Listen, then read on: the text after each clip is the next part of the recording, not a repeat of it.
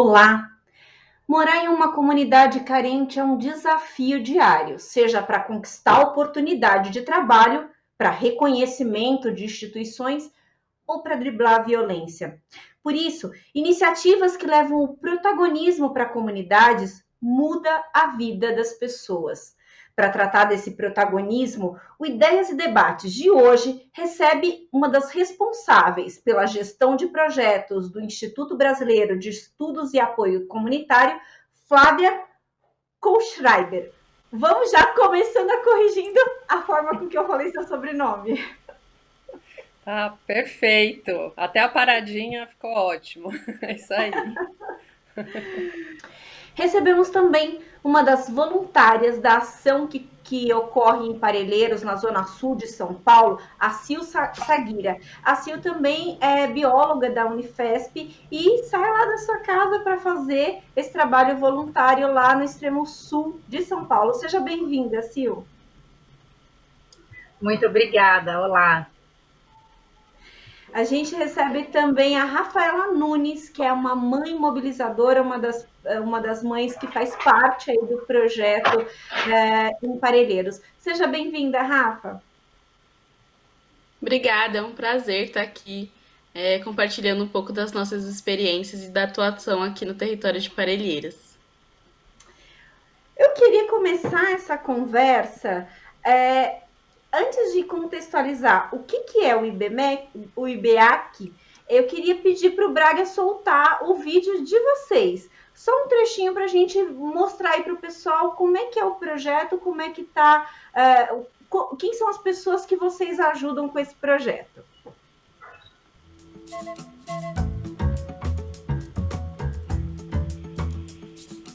Andar com fé eu vou, que a fé não costuma falhar.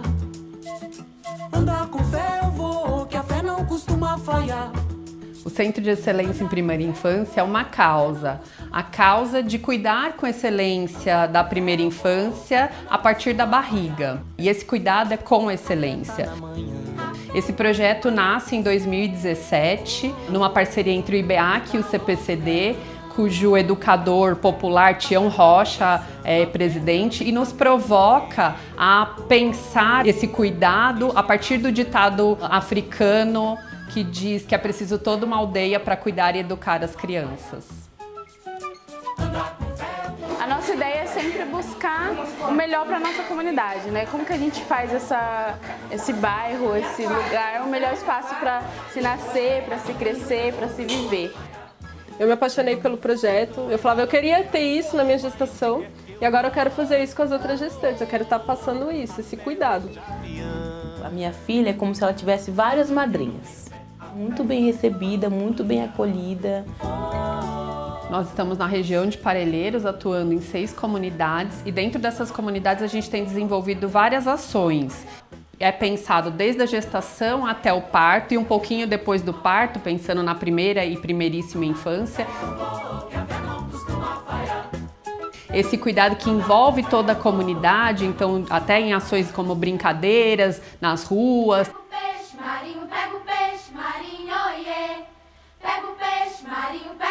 A gente também tem um espaço que é a Casa do Meio do Caminho, que é a menina dos nossos olhos, e é um espaço de acolhimento de gestante. Meninas, eu comecei com esse vídeo lindo, que traz um pouco da história das pessoas que são ajudadas pelo IBEAC, porque eu queria que as pessoas de casa vissem o que é o IBEAC, e eu queria que você, Flávia, começasse explicando um pouco do que é o projeto, como que as pessoas acessam esse projeto, quem que vocês ajudam? Melissa, primeiramente, obrigada pelo convite. A gente está muito feliz de estar aqui com vocês, compartilhando as nossas experiências. E tem bastante história para contar. O IBEAC, que é o Instituto Brasileiro de Estudos e Apoio Comunitário, ele vai fazer 40 anos o ano que vem. Estamos aí entrando na idade da loba.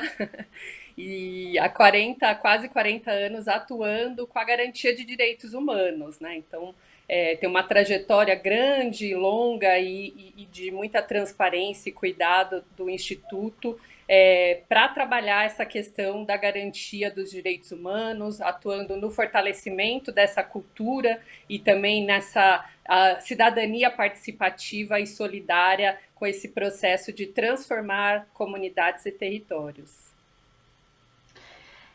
Uau!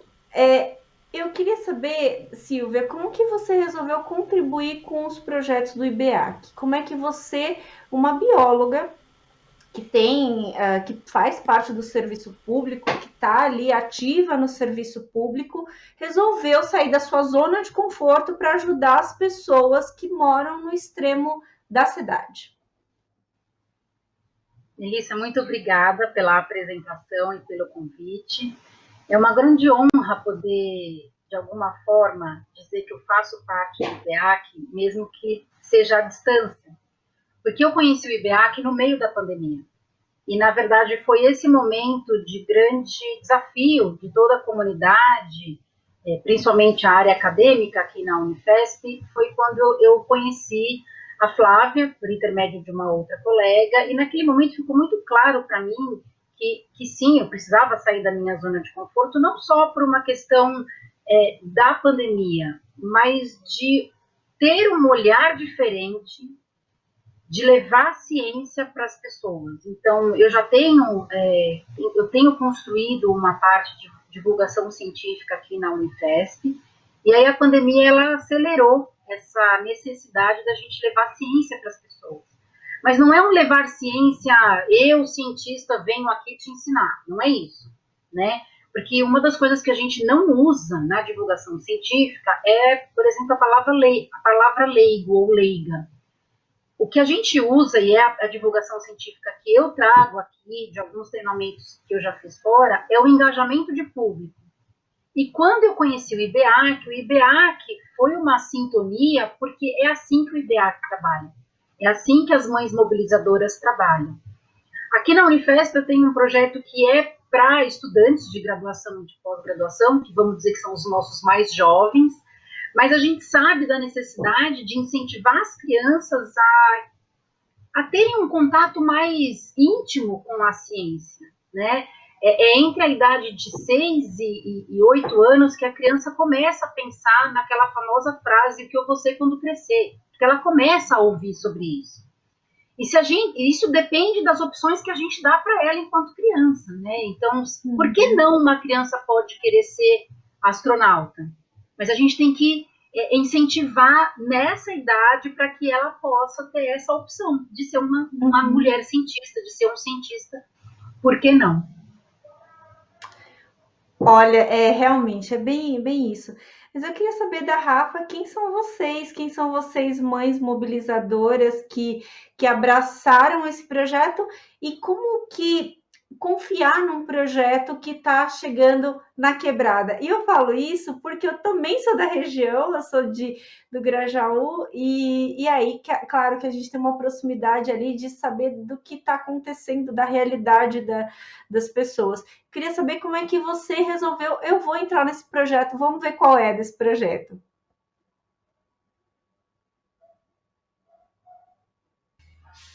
Bom, eu estou do projeto desde o início lá, estou mais ou menos atuando junto com o IBEAC há 5 anos, né? Então é uma trajetória muito, muito bonita, né? E que eu acho que a gente foi construindo o Centro de Excelência em Primeira Infância juntos, né? Então, quando eu penso, eu enquanto mãe mobilizadora, eu penso também enquanto idealizadora desse projeto, né? Esse projeto foi feito a muitas mãos, foi construído coletivamente, né? Então, a gente não tem uma receita pronta que chegou e falou, vamos transformar Parelheiros assim, assim, assim. Não, vamos fazer junto. Quais são as demandas da comunidade, né? A gente tem um espaço, um dos nossos espaços é a Casa das Histórias, né? Que fica aqui no bairro do Nova América, que foi uma demanda da comunidade de entender esses espaços de lazer, de acesso à literatura. Então, tudo é construído com a comunidade, não para a comunidade. Eu acho que esse é a grande potência, né, do IBEAC. Hoje nós somos 13 mães mobilizadoras, temos aí 2 mediadoras de leitura, e mais uma rede incrível de parceiros, tanto com o CPCD, que é a instituição que construiu esse projeto junto, né? Então, a gente tem os agentes de comunidade saudável, que atuam no espaço do Parelheiro Saudável, e também uma rede de instituições, de voluntários como a CIL e de entre outras pessoas que fazem esse projeto acontecer, né? Então, essas ações foram pensadas a muitas mãos e juntas a gente conseguiu aí construir o que a gente hoje entende que é essa pedagogia do Cafuné, de entender como é que quais são as demandas da comunidade e conseguir ouvir e trocar essas experiências. Flávia, me conta um pouco quais são os obstáculos do protagonismo da comunidade. A gente sabe que a gente vive tempos difíceis. Não estou nem falando só da pandemia, eu estou falando de antes disso, de polarização, da questão de investimento, de uma série de fatores. E quais são os obstáculos que vocês encontraram para colocar esse projeto, para fazer esse projeto andar? Excelente pergunta. Só para contextualizar um pouco, né, acho que você traz uma reflexão aí do que a gente chama olhar o lado cheio, o lado vazio do copo, mas também não esquecendo do lado cheio do copo, né?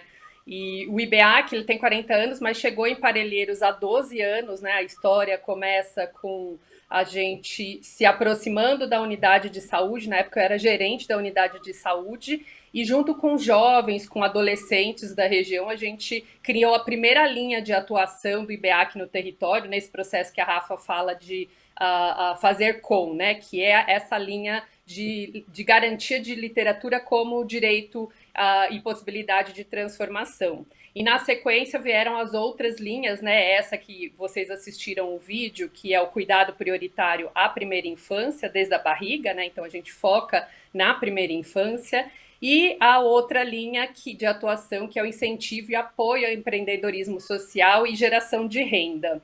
E aí, quando a gente pensa aí na questão do protagonismo, né, e das dificuldades ou dos obstáculos, a gente vai olhar para o lado vazio do copo, né, que são as carências do próprio território que a gente já conhece, que todos os gestores públicos conhecem bastante, que são os indicadores de saúde, de educação, os indicadores sociais, que a gente conhece bem e que eu prefiro nem ficar muito em cima deles, porque senão a gente fica só olhando esse lado aí, né? Mas uma outra coisa que acaba sendo um obstáculo é um pouco, olhando para a população, né, é um pouco essa desconfiança da própria potência, né, uma autocrítica bastante elevada, né, então a gente começa num processo educativo, né, nesse convite do fazer com, então as pessoas chegam um pouco com receio, mas aos poucos esses obstáculos vão sendo vencidos, né? Obviamente que isso daí vem desse modelo de educação, né, bancária, né, e o desconhecimento desses modelos participativos em que eu também tenho participação ativa nesse processo, né? Então a gente trabalha lá muito, olhando o lado cheio do copo agora, muito com pedagogias que são inclusivas, né, que são participativas, então a gente fala da pedagogia da roda, a gente traz nas metodologias também o resgate ancestral, né, da ancestralidade, e tudo isso vai possibilitando a gente olhar para os obstáculos e vencendo esses obstáculos. Então, Melissa, sempre que você perguntar sobre obstáculos, né, a gente vai falar o lado vazio, a gente sabe, o Brasil sabe, São Paulo sabe, mas vamos falar do lado cheio do copo, que a gente tem bastante coisa aí de ideias e ações para vencer esses obstáculos. Com certeza, sem dúvida nenhuma. Sil, eu queria saber, você dá oficinas para as crianças, né? Eu queria saber que experiências e dúvidas elas trazem para você nessa vivência que você tem com elas. Uma das coisas que eu já imaginava um pouco da curta experiência que eu tive com crianças fora daqui, é a questão do julgamento e um pouco desse preconceito. As crianças não têm isso. né? Então, diferente dos adultos, no engajamento de público científico, na divulgação científica de adultos, ficam com muito medo, mas será que eu vou perguntar isso e eu estou perguntando uma pergunta boba, sabe? Aquelas coisas do tipo, mas imagina que eu vou perguntar isso, é óbvio que eu deveria saber. E aí a pessoa volta para casa com aquela dúvida. A criança não tem isso. Ela não tem esse problema, ela vai lá e pergunta. E ela pergunta coisas do tipo, e aí a Flávia pode completar, porque foi ela que estava nesse momento aí, o PUM transmite coronavírus? Porque a gente viu, né, que pode ser transmitido pelas fezes, pela urina, e as crianças perguntarem, mas se eu fizer PUM, eu vou transmitir o coronavírus? Olha que coisa boba, e que a gente vai falar sobre PUM na televisão e o coronavírus, mas se a gente pensar numa questão fisiológica, tem todo sentido essa pergunta. Mas a criança ela não tem essa barreira, esse medo, esse preconceito que os adultos têm. Então, elas ensinam os adultos. E quando eu tive contato durante a pandemia com a Flávia, eu falei assim, Flávia, e ela trouxe também uma questão, né, dessa demanda da comunidade, a gente precisa falar com as crianças. Eu falei, eu estou disposta a aprender com elas, porque isso é uma coisa que o cientista tem que ter desde o princípio. Ele vai aprender com as pessoas. A gente aprende com um colega de laboratório a fazer um experimento. A gente aprende quando a gente lê um paper uma nova técnica. E a gente tem que fazer isso com a sociedade. A gente vai aprender com a sociedade. Então, nós fizemos uma roda de conversas e, naquele momento, me despertou uma coisa que eles, de novo, eles me ensinaram. A gente não estava pensando, Melissa, a gente estava pensando, mas a gente não estava conseguindo atingir, por exemplo, a população idosa.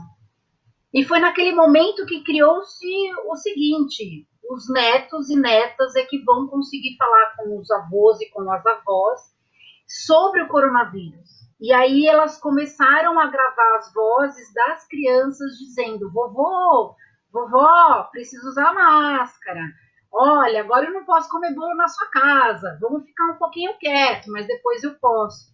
Porque para os idosos, né, esse é o vínculo que eles têm com a vida intenso.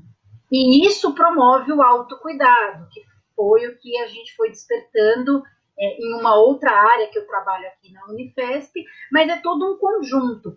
Essa complexidade que a Flávia traz da pedagogia da roda é algo que tem a ver com inovação. Por quê? Porque a inovação é você sair da sua zona de conforto. O nome já diz, é uma coisa nova. E coisa nova não necessariamente é incrível para o cérebro humano, porque o cérebro humano busca padrões. Nós evoluímos enquanto espécie sendo assim. Mas a inovação, ela precisa justamente do contrário. A roda de conversa, ela permite essa inovação com suporte, com acolhimento. E é por isso que essa pedagogia funciona. Então, pensando em divulgação científica, pensando em ciência, principalmente nessa questão do lado cheio do copo que a Flávia traz, a gente tem que lembrar, e aí ela pode complementar muito melhor do que eu, mas isso eu quero compartilhar com vocês o que eu aprendi. Parelheiros é um território imenso. É muito mais interessante economicamente e socialmente que a gente empodere aquele espaço do que a gente fazer com que as pessoas se deslocar e receber atenção, atendimento só no centro. A gente tem que levar todos esses serviços de qualidade para aquela região, para que as pessoas possam cada vez mais estar no sentido de empoderadas, mas no sentido de independência também. Né? A gente acaba trazendo muito essa necessidade de vir para o centro. 50% da água que a gente consome aqui vem de Parelheiros. É muito importante a gente saber a importância daquele território, de forma que a gente use a palavra periférica da forma correta. Periférica porque está fora do centro, mas não é de forma alguma periférica no sentido de menos importante. É mais importante do que a gente conhece, e a gente precisa conhecer um pouquinho mais da nossa cidade.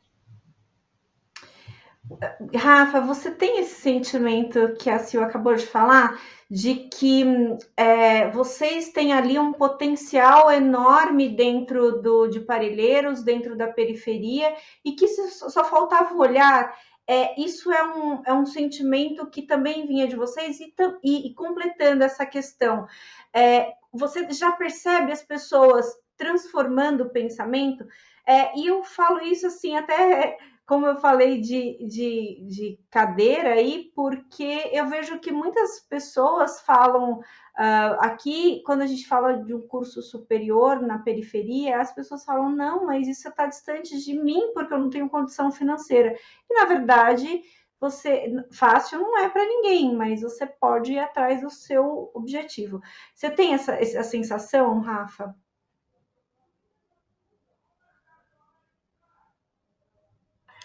Sim, eu acho que a Sil trouxe essa questão de uma forma muito sensível, né? E de perceber como que aqui a gente sempre olha para os territórios dos extremos, das margens, com esse olhar de carência, né? Mas a gente que está aqui dentro, que é a gente que está no território, a gente vê esse território pelo lado da abundância mesmo, né? Então, é interessante trazer isso, né? Essa palavra, a carência sempre me remete a sentimentos muito complexos, porque eu entendo o quanto de abundância que a gente tem no território. E mais uma vez, eu acho que não é a gente trazer esse olhar, mas é a gente despertar nas pessoas, né, essas potencialidades, né, conseguindo perceber cada um na sua potência, no seu talento, e conseguir que essas pessoas, né, não alguém que venha de fora, possa fazer as transformações necessárias para dentro da comunidade, né? Então, isso, para mim, fica muito forte. E também a questão, vejo sim as pessoas mudando esses pensamentos, seja em diversas áreas, e eu acho que é muito interessante como quando a gente pensa transformação, a gente vai pensar aí de transformar o mundo, de levar conhecimento para o outro, informação para o outro, mas eu acho que para a gente transformar o território que a gente vive, a gente precisa se atrever a transformar o nosso interior primeiro. Né? Então, essa é uma questão que fica muito forte para mim, né? Aí eu vou contar um pouquinho da minha história. Eu fui mãe aos 16, né? Então, olhando pelo lado vazio do copo, Parelheiros é um dos territórios, né, das regiões que tem a maior taxa de gravidez na adolescência, né? Segundo o mapa das desigualdades, e eu não fugi desse índice, né? Fui mãe aos 16 anos, e aí quando eu fui mãe aos 16, era aquilo, né? A vida acabou aqui, agora você vai ser mãe, dona de casa.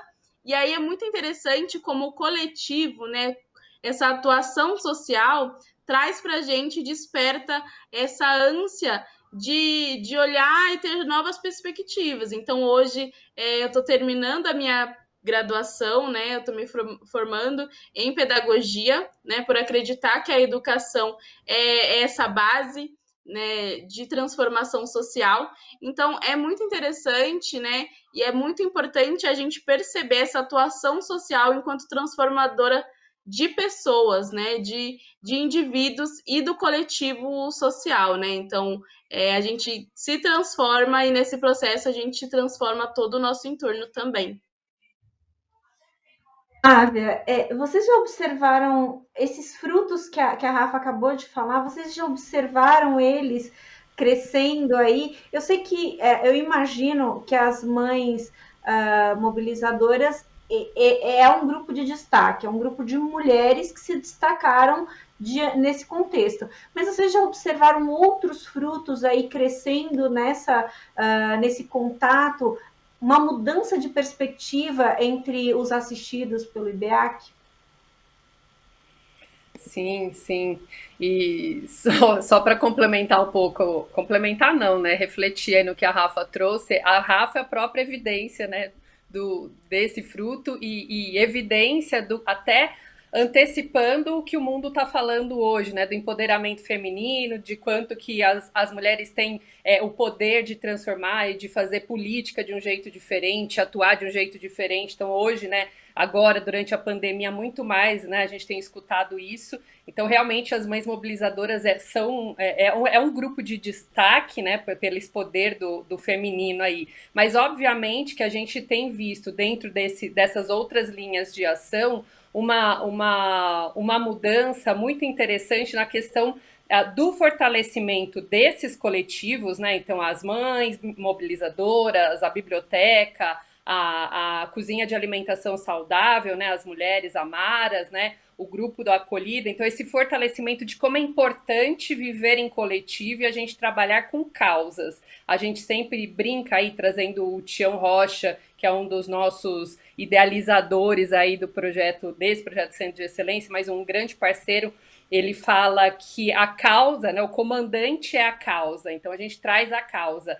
Uma outra, como esse comandante, né? Uma outra questão é que essas meninas, esses meninos jovens, né? A maioria são jovens, mas as crianças também, porque a gente tem visto isso muito nas crianças, vão se tornando e sendo reconhecidas como lideranças na comunidade, né? Então a gente tem crianças, né, que saem para dar entrevista, que saem para falar nas escolas, né, que são importantes aí, e exemplos para as outras crianças dentro da comunidade. Lógico que a gente também tem como evidência essa parceria com as universidades, então o IBEAC trabalha sempre junto com as universidades a partir das demandas da comunidade, como a Rafa bem trouxe. Então, a gente quer aprender mais sobre parto natural, então vamos trazer alguém, né, que discute e que entende também, né, como é a periferia sem os preconceitos que a Sil trouxe aqui, né, mas que vem até com os preconceitos e vai se transformando no processo, e que depois fala assim, gente, eu vim para cá para ensinar alguma coisa, mas eu saio daqui muito mais repleto e aprendendo muito mais, e isso é muito bom. Então, as universidades têm proporcionado essas pesquisas e essas trocas reflexivas, né, de devolver o resultado das pesquisas e a gente discutir isso junto com as comunidades.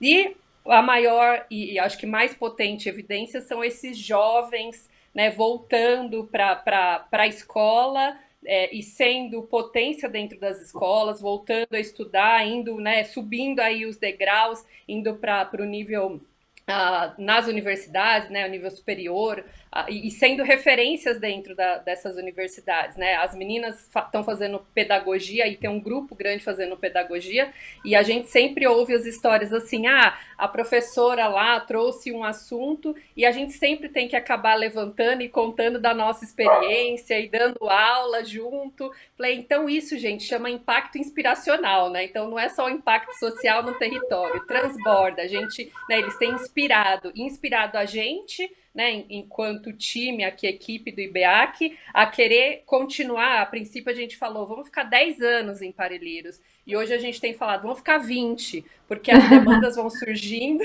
e essa turma vai trazendo cada vez mais, né, e trazendo o Eduardo Galeano aí para a conversa. Ele fala assim, a gente chega perto da utopia, ela dá 10 passos para frente, e a gente vai mais 10 passos atrás dela, e vamos seguindo aí, inventando, transformando, correndo atrás dessa utopia, que eu acho que ela não para. E acho que por isso que a gente fala que a nossa causa é transformar Parelheiros no melhor lugar do mundo para nascer e para viver. Enquanto você falava, a Sil estava ali sorrindo, porque eu acho que ela é muito culpada dessas crianças líderes aí, né? E aí eu queria saber, a gente está vivendo num momento, como eu já havia mencionado, um momento difícil, tem muita gente negando muita coisa que a gente está passando nesse momento, seja a doença do coronavírus, a vacina. Você é biólogo e teve esse papel de ir fazer esse trabalho com as crianças. Você acha que esse foi o melhor caminho? As crianças são realmente os melhores multiplicadores da boa informação? Eu acredito que sim, mas enquanto cientista eu tenho que dizer que a gente tem que, né, Flá? Sim.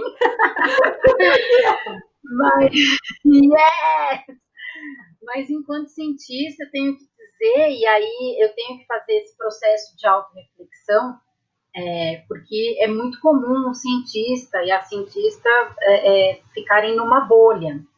O que acontece? Nós somos treinados desde a nossa iniciação científica, dentro da graduação mesmo, que a gente vai fazer uma especialização, ou um mestrado, depois um doutorado, depois um pós-doc, depois outro pós-doc, e a gente vai fazendo isso e vai publicando paper e artigo científico em jornal de categoria A, B, C, e a gente fala com quem nesse momento? Com os nossos pares, com pessoas que já sabem desse assunto. Então, se eu tenho um trabalho que eu falo sobre comprimento de telômeros, que é uma coisa que tem dentro do DNA, eu vou publicar e uma outra pessoa que faz basicamente a mesma coisa vai ler esse trabalho. Legal. Isso é importante? Isso é importante, mas esse é o passo 1. Esse é o passo 1 da ciência. O paper, ele é o intermediário, ele é um caminho, ele não é o ponto final da ciência. Porque quem pagou a minha bolsa, quem paga a estrutura da universidade pública, aqui onde eu estou agora, é a sociedade.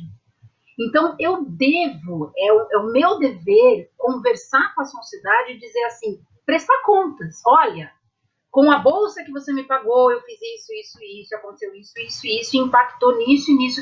Porque é aí que a gente vai ter as políticas públicas desenhadas nesse papel com a ciência. Né? A gente não pode mais ter esse papel de que o cientista vai dizendo o que vai acontecendo e o resto da sociedade vai obedecendo. Não, é de igual para igual, é nesse nível. A gente não temos mais que trabalhar assim. Né? O que acontece é que, como nós somos muito bem treinados para falar com os nossos pares, é muito mais fácil você fazer algo que você está treinado, né? Se você pegar um jogador, por exemplo, de basquete, você vai falar assim, não, agora você vai jogar vôlei. Ele está treinado para um esporte. É esporte? É o que eu estou falando, é ciência? É. O tema é o mesmo, mas são treinamentos diferentes. Você tem que ajustar a velocidade, você tem que ajustar o manejo da bola, já muda, né? Pensando nesses dois esportes. Então, é um pouco disso. A linguagem que eu vou falar com uma outra bióloga ou uma biomédica que faz a mesma coisa que eu, é diferente dessa linguagem que eu tenho que falar com a sociedade. E ela não é menos importante. E não é mais fácil. São treinos diferentes. Então, as crianças, eu fui em busca delas, Melissa, porque eu precisava desse treino como divulgadora científica. Então, na verdade, eu precisei me colocar nesse espaço do tipo, elas vão perguntar qualquer coisa, e pode ser que eu não saiba responder, e eu vou ter que aprender a dizer não sei. Porque isso também é um treinamento do cientista. O cientista, nós não temos todas as respostas. A pandemia deixou isso muito claro. Nós estamos aprendendo enquanto a pandemia está progredindo, evoluindo em alguns países de uma forma mais positiva, em outros, como o Brasil, de uma forma extremamente negativa. E por que eu falo da periferia no sentido super positivo da palavra, e como eu aprendi com a Flávia também, os pontos luminosos e o lado cheio do copo? Porque é a periferia que permite que a gente mostre para os grandes, eu vou usar essa palavra um pouco, entre aspas, os sabichões, de que a gente tem que refletir sobre conceitos errados que a gente vem propagando na nossa sociedade. A gente não tem um movimento terraplanista e nem um movimento antivacina na periferia. Então, isso é prova do quanto a periferia é muito mais inovadora e muito mais vanguardista do que essas pessoas retrógradas e que estão nesse obscurantismo negando coisas que são óbvias. Então, são essas pessoas, Parelheiros, e são outros espaços da periferia, não só de São Paulo, né, mas de outros locais do Brasil, que vão ensinar para a gente que a gente tem que refletir e olhar para os dados, para os fatos. As crianças, elas precisam de vacinação. A gente não pode permitir em 2020 que uma criança morra com sarampo. Isso é inconcebível. Então, a gente tem que caminhar com essa força e dizer para as autoridades públicas, para os governantes de todos os níveis, municipal, estadual e federal, que sim, a gente precisa de um plano de vacinação para atingir a todos e todas o mais rápido possível. A gente precisa, sim, de suporte à ciência, a gente precisa, sim, de investimento à ciência, tecnologia e inovação. E quem nos diz isso é um território de quase 150 mil pessoas.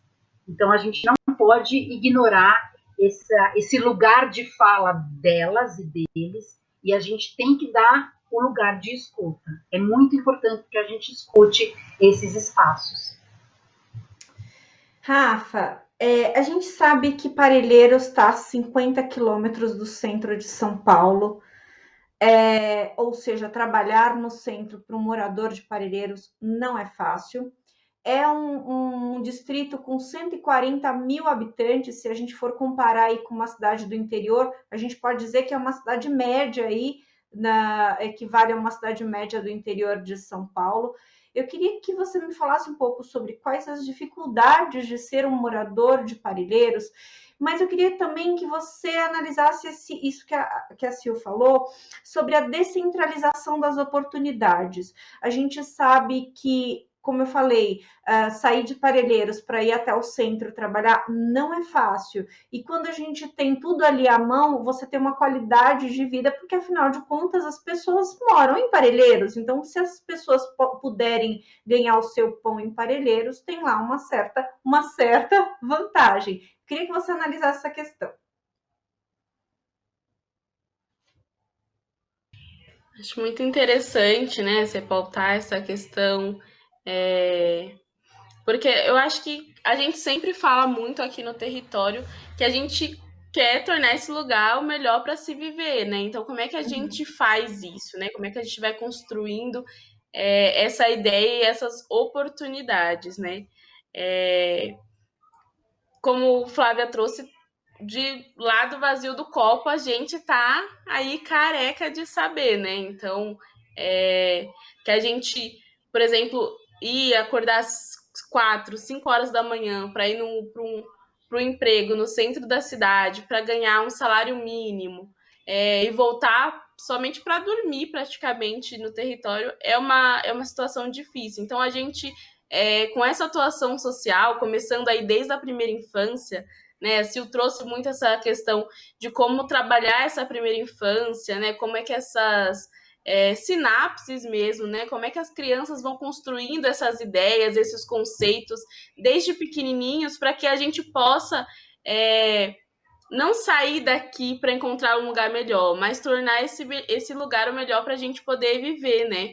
Então, quando a gente pensa em educar as crianças, em dar oportunidades melhores de desenvolvimento saudável e colaborativo para as crianças, a gente entende que quando essa criança crescer, ela vai ser um adulto mais consciente, ela vai ser um adulto mais crítico, né? E a gente entende aí, e os estudos, né? Sil pode falar melhor do que eu, mas os estudos trago muito como a primeira infância é completamente, né? É importante para esse desenvolvimento dessa criticidade, dessas consciências aí que a gente precisa para evoluir enquanto sociedade. Então, a gente olhar para essa primeira infância como essa fonte, né, de transformação, né, para um futuro que não é tão distante, é a gente entender também que as crianças são essa base de tudo e que a partir delas a gente vai conseguir transformar a sociedade, né? Então, acho que é um pouco desse trabalho que a gente tem feito, né? De olhar para essa primeira infância e também, claro, entendendo que a gente precisa também cuidar dessa família, porque essa família bem cuidada é uma criança bem cuidada, né? Então, a gente vai trazendo tudo isso, vai trazendo as universidades, vai trazendo as instituições de educação também para discutir, as instituições de saúde. Então, Flávia trouxe que ela era uma gerente de UBS, tem trabalhado muito com as unidades básicas de saúde, em parceria, né, levando a literatura, entre outras atividades, porque a gente entende que a gente precisa pautar e conversar sobre as temáticas da infância, do machismo, do racismo. Então, a gente vai pautando essas situações, essas questões de forma muito sensível, mas trazendo todo mundo para discutir junto, entendendo que para a gente mudar, a gente precisa transformar todas essas instituições e esses indivíduos. Muito bacana, muito bacana. E só para completar aqui a informação para vocês, aqui na Assembleia Legislativa a gente tem um projeto que acabou de ser aprovado da deputada Marina Elou, que fala da política pública da primeira infância. Acho que de repente vale até trocar ideia com a deputada e falar um pouco sobre essa questão, porque eu acho que todas as iniciativas que ajudem a tratar do assunto, você tem toda a razão, Rafa, é uma questão de estrutura, mudar a estrutura. Quem está tratando da primeira infância ali com mais carinho, com mais zelo, com certeza a médio e longo prazo tem retornos, né? Tem retornos significativos. Infelizmente, nosso tempo está chegando ao fim, mas eu queria as considerações finais de cada uma de vocês, porque eu acho que é importante a gente deixar essa palavra para as pessoas, e esse programa ele foi pensado para que essa ideia de ajudar o próximo, de ajudar a empoderar as comunidades, porque isso ajuda de uma forma tão significativa a economia, a tantas outras coisas que faz parte da nossa vida, a ideia era que as pessoas tomassem como exemplo. Mas, Flávia, eu queria que você falasse se as pessoas podem contribuir com o IBEAC e como que faz para entrar em contato com vocês e dar seja voluntária ou não, a sua ajuda. Opa, obrigada. Solidariedade faz bem à saúde, e a gente está vendo isso durante essa pandemia muito, né? Mas, obviamente, que as necessidades, né, no mundo são gigantescas, né? Então, nós somos uma organização da sociedade civil, então a gente realmente depende de incentivos, né? Então, quem quiser se disponibilizar, seja pessoa física, jurídica, seja via legislação também, né? Tem tantas propostas aí com foco na primeira infância, e a gente falou tanto, né, dessa importância de regar a plantinha da primeira infância para a gente transformar a sociedade.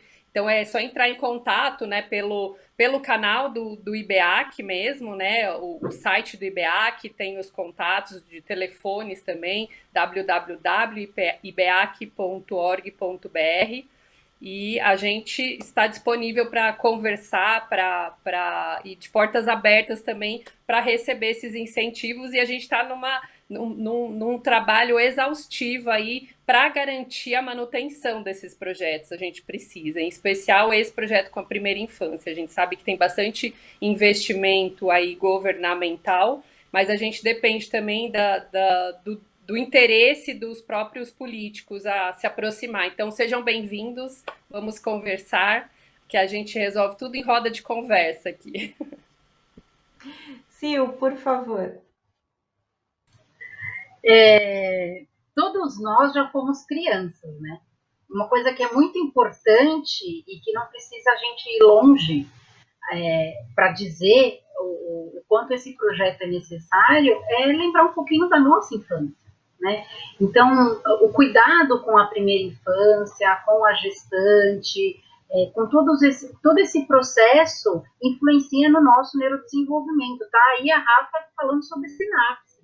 Então, cabe sim a nós, cientistas, fazer um movimento de voluntariado. Aí eu vou dar uma deixa aqui da questão do voluntariado, porque ser voluntária não é só para quem está aposentado, aposentada, ou para quem tem muito dinheiro e não precisa trabalhar. Eu trabalho, eu sou servidora pública do nível federal, eu tenho as minhas atividades na Unifesp, inclusive se intensificaram por conta, né, dos testes da Covid-19, e nem por isso eu não tive condições de fazer o voluntariado, muito pelo contrário.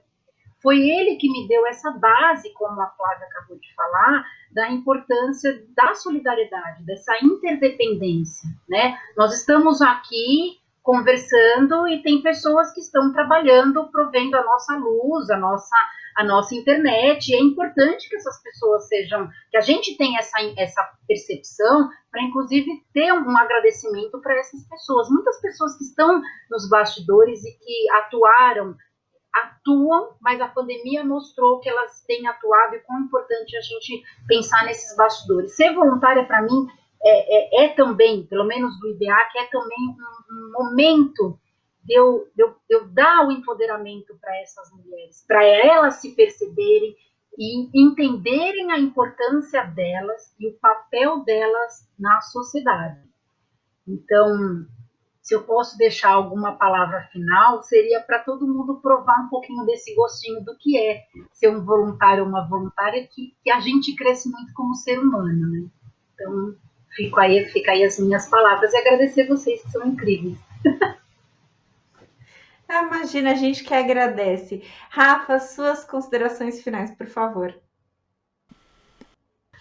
Bom, agradecer, né, esse espaço de partilha, né, eu acho que é sempre muito importante, né, como a gente traz essa roda, né, a gente tem aprendido aí na pandemia a fazer roda virtual, roda online, e eu acho que é sempre importante a gente estar nessa troca, nessa partilha, né, então é muito incrível para mim estar aqui hoje partilhando essa experiência enquanto uma imobilizadora, né, enquanto moradora aqui do território de Parelheiros, representando toda a nossa equipe, né, todas as mães mobilizadoras que estão nesse trabalho junto, né, fazendo junto com a gente, fazendo com a comunidade. E eu acho que, para deixar essa mensagem final, é que as pessoas possam cada vez mais acreditar, principalmente as pessoas das quebradas, dos extremos, possam acreditar que é possível fazer transformação social, é possível brilhar, né, enquanto sujeitos, é possível olhar para o mundo de forma diferente, conquistar novos lugares, ocupar novos lugares, que a gente possa cada vez mais discutir sobre isso e viver isso na pele. Então é isso, e agradecer muito pela oportunidade de estar aqui hoje conversando com vocês. A gente que agradece esse privilégio dessa troca com todas vocês. A Flávia falou aqui para mim que ela não fez a sua consideração final, só falou como é que as pessoas podem contribuir. Então fala rapidinho, Flávia, que a gente já está estourando o tempo. Uma única frase, que é de uma mãe mobilizadora, que é a Amanda Martins, uma referência para a gente no território lá de São Norberto. Ela fala: saber sobre nossos direitos muda a visão que temos das situações. Então eu encerro com isso. Se a gente investir nessas pessoas para saber dos direitos, e começando isso na infância, a gente transforma futuros e presentes, melhor ainda. Obrigada, querida, pelo convite. Obrigada, meninas. Muito bom ouvi-las. A gente falou hoje sobre o protagonismo nas comunidades, falamos com a Flávia, com a Sil, com a Rafa, falamos sobre um projeto muito bacana que está acontecendo em Parelheiros, extremo sul da cidade de São Paulo, e que você pode também trazer esse projeto para a sua cidade, para a sua periferia. Basta ter vontade de ajudar o próximo. Essa é a mensagem do nosso programa de hoje. Você fica agora, esse foi o Ideias e Debates, você fica agora com a programação da Rede Alesp. Você pode rever esse programa e outros programas da Rede Alesp nas nossas redes sociais. Muito obrigada e até mais!